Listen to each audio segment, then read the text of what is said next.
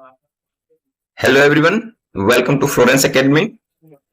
तो दोस्तों, एक बार फिर से हम स्टार्ट करने जा रहे हैं एक और केमिस्ट्री के शानदार चैप्टर का पार्ट वन, जिसका 25 एमसीक्यू आज हम कवर करने वाले हैं। ये हमारे वीडियो का पार्ट वन होने वाला है दोस्तों। तो चलिए दोस्तों, बिना देरी किए शुरू करते हैं। हमारा जो चैप्टर है इसका नाम है is matter around us pure. चलिए दोस्तों, बिना देरी किए क्वेश्चन प्रैक्टिस शुरू करते हैं।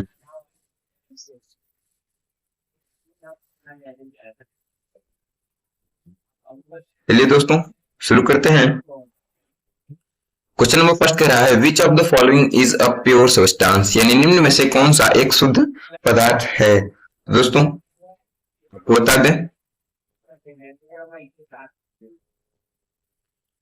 जो एयर होता है एक प्रकार का मिक्सचर है। क्या है?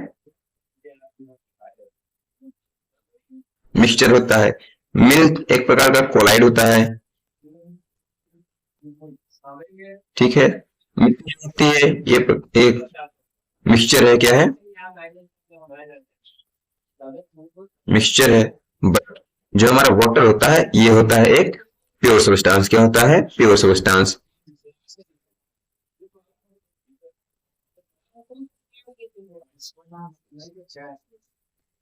प्योर सब्सटेंस है। तो दोस्तों हमारा जो आंसर हो जाएगा वो होगा option number C, correct option.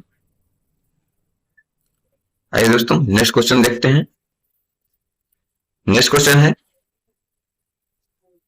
Question number 2, mixture of sand and salt can be separated by, यानी रेत और नमक का जो मिश्रण है उसे अलग किया जा सकता है। वो विधि कौन कौन सी हो सकती है? क्या वो फिल्ट्रेशन और इवोपरेशन दोनों से हो सकता है? क्या वो सब्लिमेशन से होता है? क्या वो डिस्टिलेशन से होता है? या फिर वो क्रोमेटोग्राफी से होता है? तो दोस्तों आपको बता दें कि जो रेत और नमक का जो मिक्सचर होता है उसे हम फिल्टर करके और इवोपरेट करके दोनों मेथड से प्राप्त कर सकते हैं। इस वजह से हमारा option number A correct option हो जाएगा। आइए दोस्तों नेक्स्ट क्वेश्चन देखते हैं। नेक्स्ट क्वेश्चन है question number 3, a homogeneous mixture is called, यानी समान प्रकार का मिश्रण क्या कहलाता है? क्या वो कंपाउंड कहलाता है? क्या वो सॉल्यूशन कहलाता है? क्या वो कोलाइड कहलाता है? या फिर सस्पेंशन यानी कि निलंबन कहलाता है? तो दोस्तों आपको बता दें, जिस भी मिक्सचर में समान प्रकार के एटम मौजूद होते हैं या फिर समान प्रकार के जो उसके पार्टिकल होते हैं मौजूद होते हैं उसे हम लोग सॉल्यूशन कहते हैं। क्या कहते हैं? सॉल्यूशन कहते हैं। तो ऑप्शन नंबर बी हमारा करेक्ट ऑप्शन। नेक्स्ट क्वेश्चन देखते हैं दोस्तों। नेक्स्ट क्वेश्चन, क्वेश्चन नंबर 4 कह रहा है brass is an example of, यानी पीतल किसका उदाहरण है?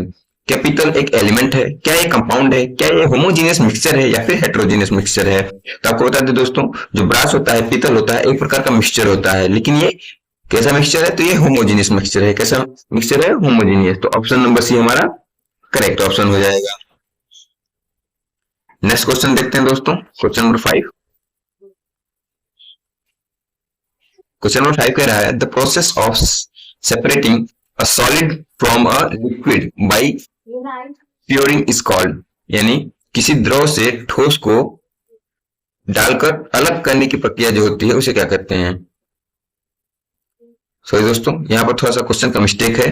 इसे ठोस को डालकर नहीं, ठोस को छानकर अलग करने की जो प्रक्रिया होती है उसे क्या कहते हैं क्वेश्चन होना चाहिए। तो क्वेश्चन नंबर 5 का जो आंसर हो जाएगा वो ऑप्शन हमारा जो होता है option number C is the correct option.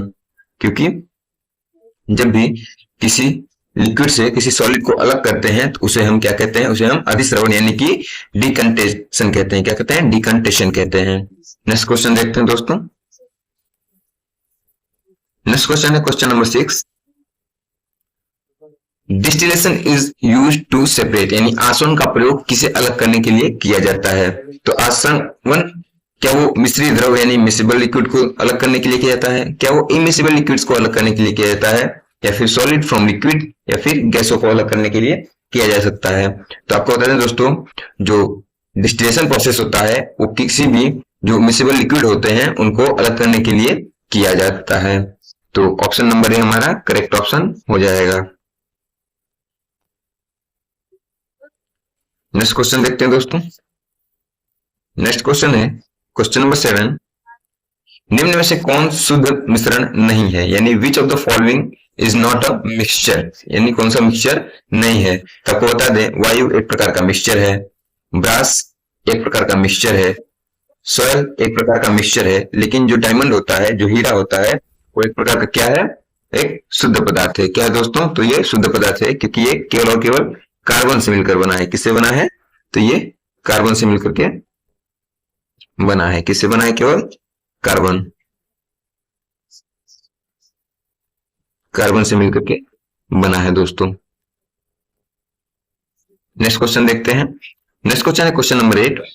The Tinder effect is shown by, यानी टिंडर प्रभाव किसमें दिखाई देता है। क्या ये सॉल्यूशन में दिखाई देता है, क्या सस्पेंशन यानी निलंबन में दिखाई देता है, क्या ये कोलाइड में दिखाता है, या फिर ऑप्शन नंबर बी और सी दोनों करेक्ट ऑप्शन होंगे। तो इसका जो करेक्ट ऑप्शन होगा दोस्तों, वो होगा ऑप्शन नंबर डी, यानी निलंबन और कोलाइड, यानी सस्पेंशन और कोलाइड सॉल्यूशन दोनों में हमें टिंडल इफेक्ट दिखाई देता है। तो option number D is correct option. Next question देखते हैं दोस्तों। नेक्स्ट क्वेश्चन है question number 9। Which method is use to purify sea water, यानी समुद्र के जल को शुद्ध करने के लिए कौन सी विधि प्रयोग की जाती है। क्या वो फिल्टराइजेशन होती है, क्या वो डिस्टिलेशन होती है, क्या वो सेडिमेंटेशन होता है, या फिर डिकंटेशन होता है। तो आपको बता दें दोस्तों, जो समुद्र का जल होता है उसे शुद्ध करने के लिए जो प्रोसेस की जाती है उसे कहते हैं डिस्टिलेशन, यानी कि आसवन कहते हैं। क्या कहते हैं, आसवन कहते हैं।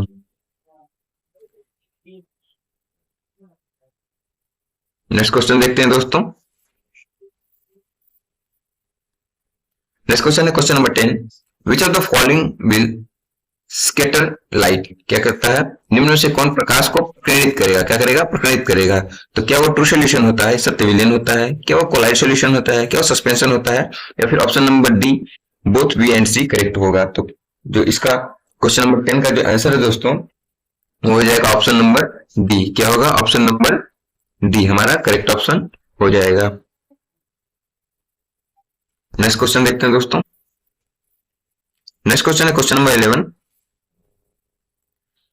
Which of the following is a heterogeneous mixture, यानी इनमें से कौन सा एक विषम मिश्रण है। तो क्या शुगर एक विषम मिश्रण है, क्या वायु जो है वो विषम मिश्रण है, क्या सॉयल विषम मिश्रण है, क्या एलॉय जो होता है मिश्र धातु वो एक विषम मिश्रण है।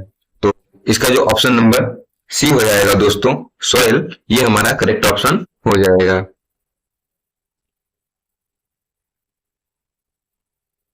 नेक्स्ट क्वेश्चन देखते हैं दोस्तों। नेक्स्ट क्वेश्चन है question number 12। Vinegar is a mixture of, यानी सिरका किसका उदाहरण है। क्या वो एसिटिक एसिड और वाटर का है, क्या वो अल्कोहल और वाटर का है, क्या वो शुगर और वाटर का है, क्या वो एसिड एंड बेस का एग्जांपल होता है। तो आपको बता दें दोस्तों, जो विनेगर होता है वो केवल और केवल एसिटिक एसिड और वाटर का मिक्सचर होता है। ठीक है, तो ऑप्शन नंबर ए हमारा करेक्ट ऑप्शन हो जाएगा। नेक्स्ट क्वेश्चन देखते हैं दोस्तों। नेक्स्ट क्वेश्चन है क्वेश्चन नंबर 13।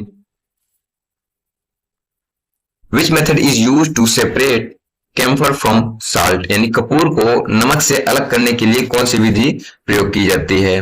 तो क्या वो इवोपरेशन होती है, क्या वो सब्लिमेशन होती है, क्या वो फिल्ट्रेशन होती है, क्या वो डिस्टिलेशन होती है। तो आपको बताया दोस्तों, जो कपूर से नमक को अलग करने की जो प्रोसेस होती है उस प्रोसेस को कहते हैं सब्लिमेशन। क्या कहते हैं दोस्तों, उसको कहते हैं सब्लिमेशन। ऑप्शन नंबर बी हमारा करेक्ट ऑप्शन हो जाएगा। नेक्स्ट क्वेश्चन देखते हैं। नेक्स्ट क्वेश्चन है question number 14। Colloid particles are, यानी कोलाइड के कण क्या होते हैं। तो क्या वो इनविजिबल होते हैं टू नेकेड आई, यानी हमें जो हमारी नॉर्मल आई है, नंगी आंख है, क्या उससे नहीं दिखाई देता। क्या वो विजिबल होता है, क्या वो दिखाई देता है, क्या ये आसानी से बैठने वाले होते हैं, या इनमें से कोई आंसर नहीं होगा। तो आपको बताया दोस्तों, जो कोलाइड सॉल्यूशन होते हैं वो कैसे होते हैं, तो इनविजिबल होते हैं, वो हमें नेकेड आई से नहीं दिखाई देते हैं। तो ऑप्शन नंबर ए हमारा करेक्ट ऑप्शन हो जाएगा। नेक्स्ट क्वेश्चन देखते हैं दोस्तों। नेक्स्ट क्वेश्चन है question number 15। Which of the following is a chemical change, यानी निम्न में से कौन सा रासायनिक परिवर्तन है। तो आपको बता दें दोस्तों, जो फिजिकल चेंज होता है उसमें किसी भी सब्सटेंस को दोबारा प्राप्त किया जा सकता है, यानी उसको एक फॉर्म से दूसरे फॉर्म में चेंज करने के बाद उसे हम वापस से दूसरे फॉर्म में जो जिसमें वो पहले था उसमें चेंज कर सकते हैं। लेकिन जो केमिकल चेंज होता है उसे एक बार चेंज करने के बाद वापस से उस अवस्था में प्राप्त नहीं किया जा सकता। तो क्या वो मेल्टिंग ऑफ आइस हो सकता है? ये नहीं हो सकता दोस्तों, ये नहीं हो सकता, क्योंकि जब आइस पिघलती है तो ये वाटर बनती है और इसे हम वापस से आइस बना सकते हैं। क्या वो डिजोल्विंग साल्ट इन वाटर होता है? क्या नमक को पानी में घोलना होता है? तो नहीं, ये इसको हम वापस से प्राप्त कर सकते हैं। क्या वो रस्टिंग ऑफ आयरन होता है? तो हाँ दोस्तों, ये होता है एक केमिकल प्रोसेस। क्या होता है? केमिकल चेंज होता है। मिक्सिंग सैंड एंड रेत, यानी इसको भी हम अलग कर सकते हैं। तो जो हमारा सही ऑप्शन होगा दोस्तों वो है ऑप्शन नंबर सी। ये मोस्ट इंपॉर्टेंट क्वेश्चन है दोस्तों। फिजिकल चेंज और केमिकल चेंज से यूपी सीनेट और यूपी पैरामेडिकल के एंट्रेंस एग्जाम में ये क्वेश्चन बार बार रिपीट होते हैं दोस्तों, इसलिए आप बहुत ही ध्यान से इन सारे क्वेश्चंस को सॉल्व करें। नेक्स्ट क्वेश्चन देखते हैं। नेक्स्ट क्वेश्चन है क्वेश्चन नंबर 16। मिल्क इज यानी दूध एक क्या है? क्या ये सॉल्यूशन है? क्या ये कोलाइड है? क्या सस्पेंशन है? क्या ये कंपाउंड है? तो जो दूध होता है दोस्तों वो आपको बता दें कि दूध जो है एक प्रकार का कोलाइड है। क्या है? कोलाइड है। नेक्स्ट क्वेश्चन देखते हैं। नेक्स्ट क्वेश्चन है क्वेश्चन नंबर 17। कह रहा है which of the following is a solvent in air, यानी वायु में कौन सा विलायक है, यानी कौन सी ऐसी चीज है जो क्या वायु में विलायक होती है? तो क्या ये ऑक्सीजन है? क्या नाइट्रोजन है? क्या कार्बन डाइऑक्साइड है? क्या ये वाटर वेपर होता है? तो क्वेश्चन नंबर 17 का जो करेक्ट ऑप्शन होगा दोस्तों ये है नाइट्रोजन। क्या है? नाइट्रोजन। तो ऑप्शन नंबर बी हमारा करेक्ट ऑप्शन हो जाएगा।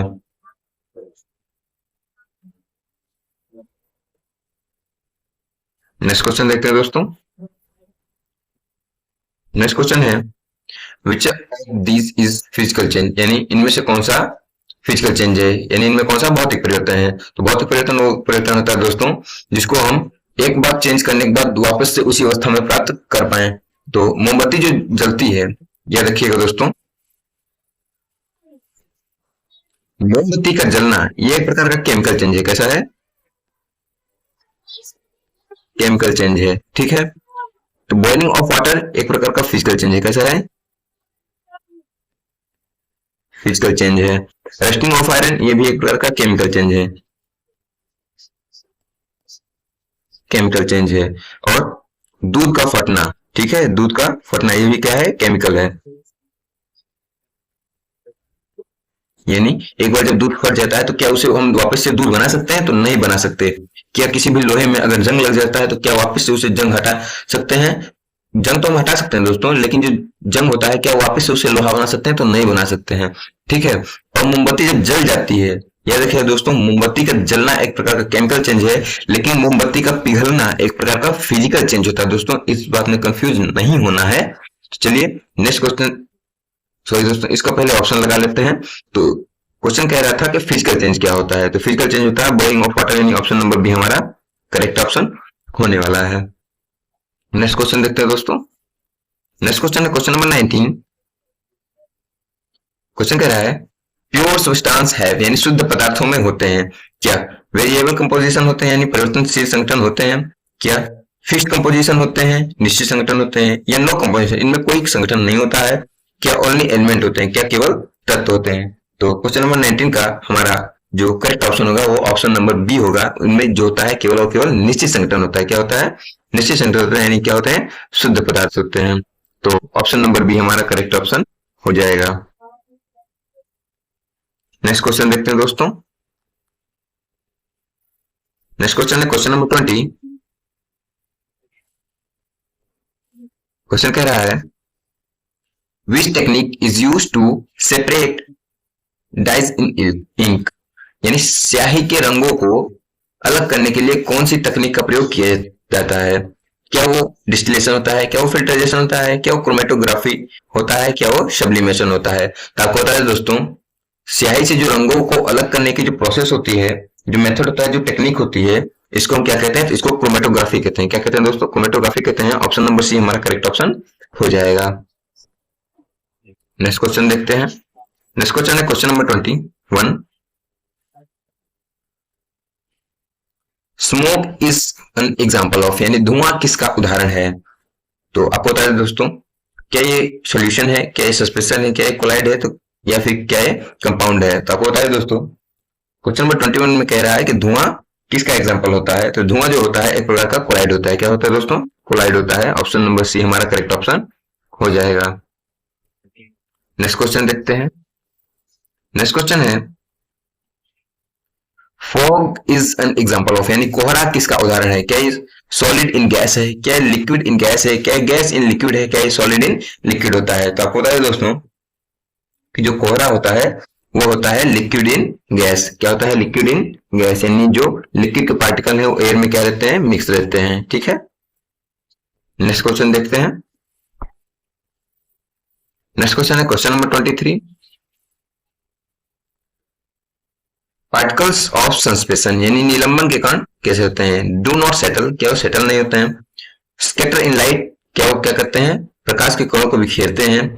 क्या सेटल इन स्टैंडिंग, या फिर एयर विजिबल होते हैं, इनविजिबल होते हैं। क्या वो एयर में इनविजिबल होते हैं, हवा में नहीं दिखाई देते हैं। तो आपको बता दें दोस्तों, जो नीलंबर के कण होते हैं वो प्रकाश के कणों को बिखेरने का काम करते हैं। क्या करते हैं, प्रकाश के कणों को बिखेरने का काम करते हैं। ऑप्शन नंबर बी हमारा करेक्ट ऑप्शन हो जाएगा।